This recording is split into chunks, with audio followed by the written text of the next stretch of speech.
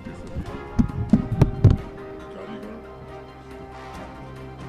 और उपस्थित देवियों, सज्जनों, मित्रों तथा मीडिया के साथ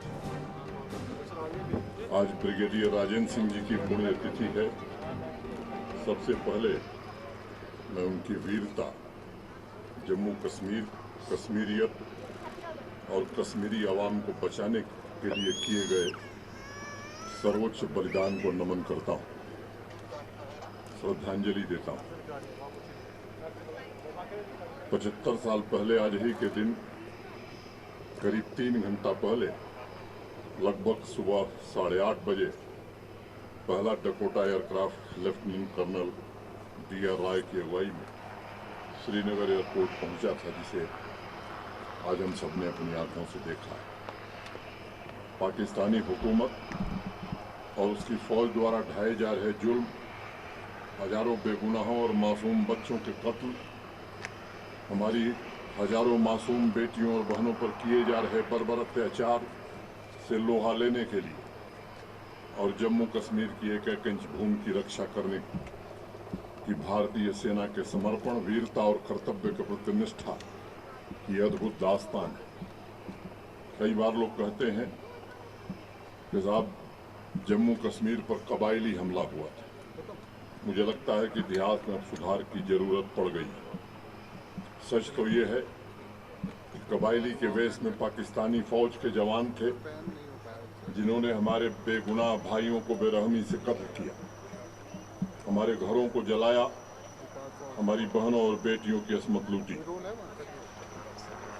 लोगों को सच्चाई समझनी होगी कि हमारा पड़ोसी आतंक का पर्याय आज नहीं बना है। आजादी के बाद से ही आतंक को पालने पोसने का काम कर रहा है। 22 अक्टूबर को ब्लैक डे पर जम्मू कश्मीर के नौजवानों ने जुनैद मीर की अगुवाई में एक कार्यक्रम आयोजित किया था। मैंने भी उस कार्यक्रम में शिरकत की थी और मैंने एक बात कही थी कि नई पीढ़ी को बताने की जरूरत है कि विश्व में आतंक के सबसे बड़े रहनुमा हमारे पड़ोसी मुल्क ने सिर्फ 99 के कारगिल आक्रमण में ही नहीं झूठ बोला, बल्कि 75 साल से झूठ बोलता चला रहा है और निर्दोष लोगों की हत्या में शामिल रहा है। मुझे याद है कुछ पुराने दस्तावेज मैंने पढ़े हैं और आज ही के दिन 1947 में दिन के 3 बजे दिल्ली को मैसेज भेजा गया था कि बारामूला में पाकिस्तानी आतंकियों ने तबाही मचा रखी है। लोगों के घर, अस्पताल और चर्च जला दिए गए और सभी डॉक्टर्स, नर्सेस को मौत के घाट उतार दिया गया। अभी हमने साक्षात अपनी आंखों से सब देखा। बारामूला की सड़कों पर उस दिन सिर्फ आतंक था, चारों तरफ बिखरी लाशें थीं। सभी धर्मों के लोग, चाहे वो हिंदू हो, मुसलमान हो, सिख हो, ईसाई हो, जो भी थोड़े बहुत जिंदा बच गए थे, उन्होंने घर द्वार छोड़कर पहाड़ों में शरण ली थी। और इसलिए सालों से फैलाई जा रही भ्रांतियों को तोड़ना तथा पड़ोसी मुल्क और उसके मुट्ठी भर स्लीपर सेल के मुंह से नकाब उतारना आज जरूरी हो गया है।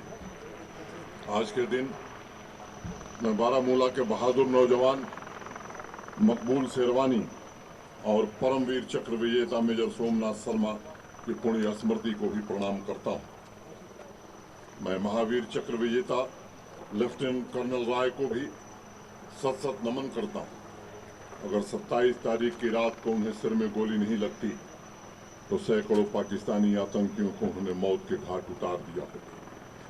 चिनार कोर के साथियों को मैं 3 नवंबर की एक छोटी सी कहानी बताना चाहूंगा जो मैंने दस्तावेजों में पढ़ी है।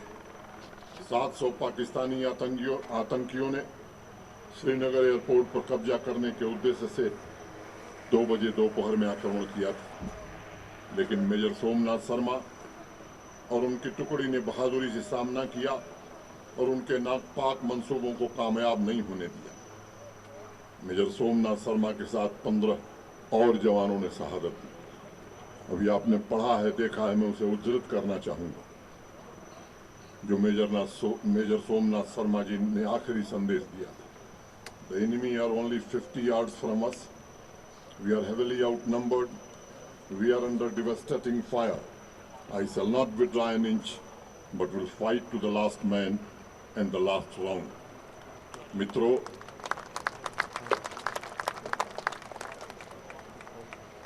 मातृभूमि की सेवा में इससे उच्चतम मानदंड नहीं हो सकते बलिदान।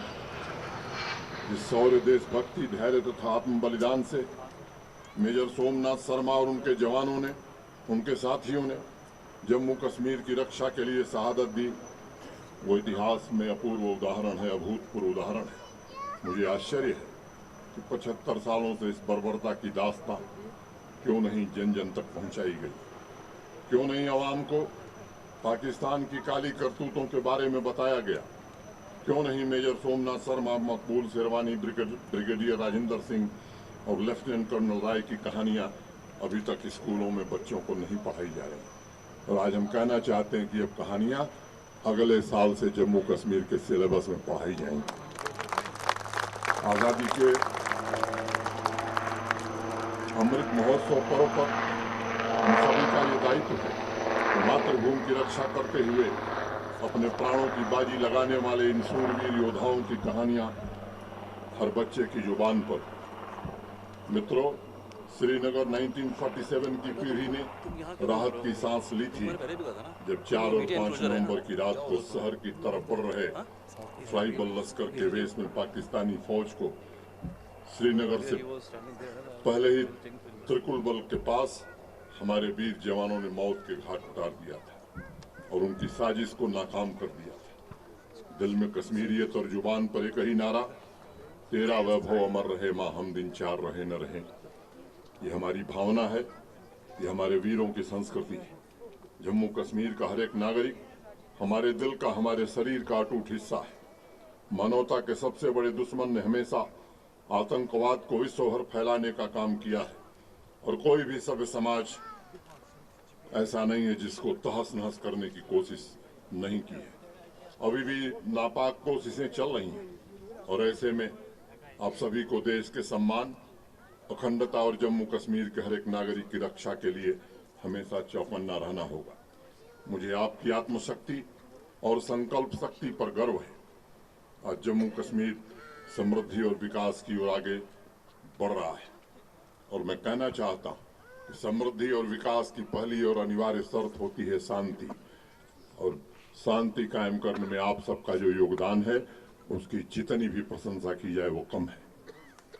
देश के विकसित राज्यों में जल्द ही इसका नाम शुमार हो, यह भारत सरकार की प्राथमिकता है। भारतीय सेना के सभी तीनों अंग दिन प्रतिदिन मजबूत हों, उनका शौर्य बढ़े और राष्ट्र के सभी नागरिकों की रक्षा की महान परंपरा एवं कर्तव्य को हमेशा इसी तरह अपने मजबूत कंधों को लेकर चलें, मैं ऐसी कामना करता हूं। मित्रों, अभी आपने देखा है जहां सेना के पराक्रमी बहादुर जवानों ने जम्मू कश्मीर को बचाने में अपना सर्वोच्च बलिदान किया, वहीं कश्मीर की आवाम ने भी जो नारे लगाए, मुझे लगता है उसको स्मरण करने की जरूरत है।